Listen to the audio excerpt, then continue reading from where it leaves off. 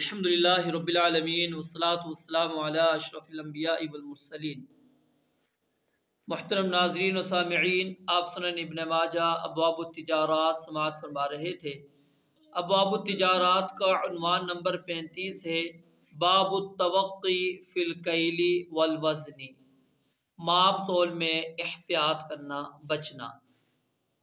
حدیث نمبر 2223، حدثنا عبد الرحمن بن بشر بن الحكم ومحمد بن عقيل بن خويلد قال حدثنا علي بن الحسين بن واقد حدثني أبي حدثني يزيد النحوي أن إكرمة حدثه عن ابن عباس قال لما قدم النبي صلى الله عليه وسلم المدينة كانوا من أخبث الناس كيلا فأنزل الله سبحانه وتعالى ويل للمطففين فأحسنوا الكيل بعد ذلك۔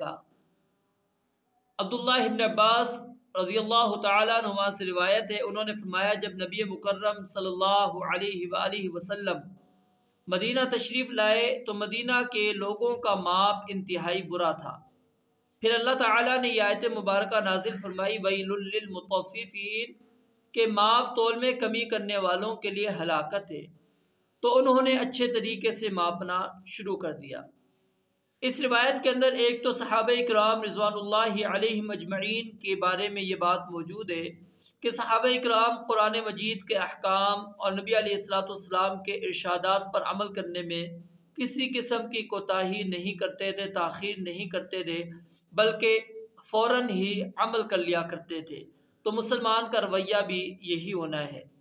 اور اہل مدینہ کے ماپ برا ہونے کا جو مطلب ہے وہ یہ ہے کہ وہ ماپتے وقت بہت بے احتیاطی کیا کرتے تھے کہ جس سے ماپی ہوئی چیز وصول کرنے والے کو نقصان پہنچاتی تھی، اس سے نقصان اس کو ہوتا تھا، تو نبی علیہ السلام نے اس سے منع فرما دیا۔ اور نمبر 3، یہاں سے یہ بات بھی ثابت ہو گئی کہ ان کے ہاں وہ مقدار معلوم کرنے کے لیے ایک ان کے پاس ٹوپے ہوا کرتے تھے، ماپنے کی چیز ہوا کرتی تھی جس کے ذریعے سے وہ ماپ کر فروخت کیا کرتے تھے، جیسا کہ آج کل ہمارے ہاں پٹرول وغیرہ، ڈیزل وغیرہ، دودھ وغیرہ یہ کیا ہے، ماپ کر ہی فروخت کیے جاتے ہیں۔